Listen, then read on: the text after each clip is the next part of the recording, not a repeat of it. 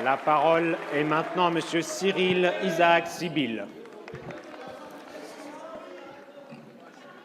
Monsieur le Président, chers collègues, ma question s'adresse à Monsieur le Premier ministre. Monsieur, je m'adresse à vous car la question aurait tout aussi bien pu être posée à Madame Agnès Buzyn, ministre des Solidarités et de la Santé, à Monsieur Blanquer, ministre de l'Éducation nationale, à Monsieur Travert, ministre de l'Agriculture, ou à Monsieur Hulot, ministre de l'Environnement. Les deux plus grandes inégalités sociales sont la santé et l'éducation. La prévention primaire, la promotion de la santé, l'éducation à la santé contribuent à réduire ces deux inégalités.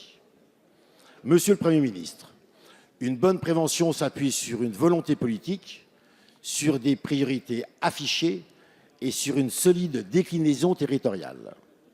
Avec le groupe Modem, nous nous félicitons que vous ayez présenté lundi, avec Madame Agnès Buzyn, la politique du gouvernement en faveur de la prévention, rester en bonne santé tout au long de la vie. Comme la prévention et la promotion de la santé doivent être mises en place le plus tôt possible, je focaliserai ma question sur la politique de prévention en faveur de l'enfance et de la jeunesse. Parallèlement au travail du gouvernement, l'Assemblée nationale et la Commission des affaires sociales ont récemment mis en place une mission d'information sur la prévention santé en fonction des jeunes. J'associe donc à cette question Erika Barrette, co-rapporteur de cette mission. 3 points me paraissent essentiels.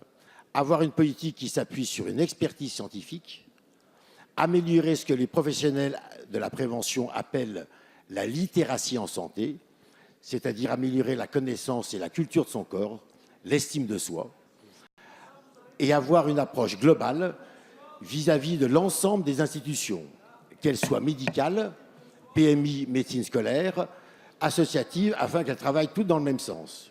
Reste la question de la coordination. Quels moyens allez-vous employer pour que l'ensemble des acteurs se mobilisent, travaillent dans le même sens et cela de manière coordonnée? La parole est à Madame Agnès Buzyn, ministre des Solidarités et de la Santé. Merci, Monsieur le Président, Mesdames et Messieurs les députés, Monsieur le député Cyril Isaac Sibylle, merci de cette question. Vous l'avez bien noté, il s'agit d'une politique interministérielle qui a été présentée par le Premier ministre et moi-même lundi matin en faveur de la prévention et d'un changement de paradigme dans notre société. Alors oui, il est nécessaire que tous les acteurs soient coordonnés, notamment autour de la petite enfance. C'est la raison pour laquelle, depuis notre arrivée avec Jean-Michel Blanquer, nous avons relancé le plan de lutte contre les addictions à l'école. Nous travaillons également avec les médecins de PMI, avec l'ensemble du tissu associatif. Et je voudrais lister devant vous les mesures qui ont été présentées autour de l'enfance, puisque nous savons que les inégalités en santé se creusent avant l'âge de 6 ans, voire avant l'âge de 3 ans, et qu'il est impératif de naître et de grandir en bonne santé. Pour cela, nous allons proposer de répartir les 20 consultations de la petite enfance jusqu'à l'âge de 18 ans. Ces 20 consultations seront prises en charge à 100% par l'assurance maladie.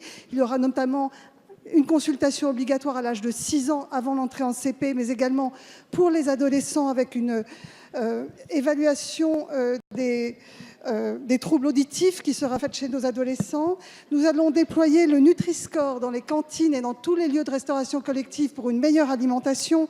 Nous allons, je l'ai dit, lutter contre les conduites addictives et notamment en renforçant l'intervention des associations à l'école. C'est ce qu'on appelle les consultations jeunes consommateurs. Elles seront renforcées sur les territoires, mais également renforcées hors les murs avec un partenariat entre les collèges, les lycées et ces associations.